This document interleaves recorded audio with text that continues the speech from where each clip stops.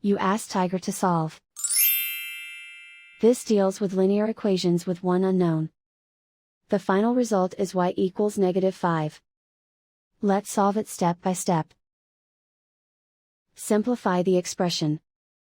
Expand the parentheses.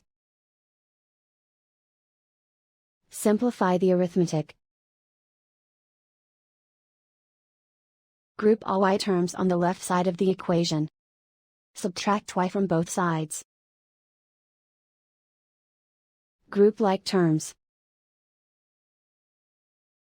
Simplify the arithmetic.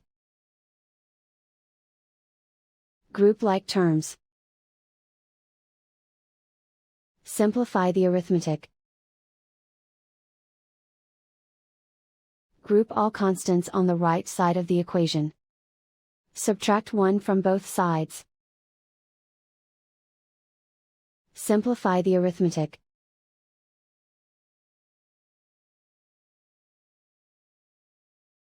And so the final result is y equals -5.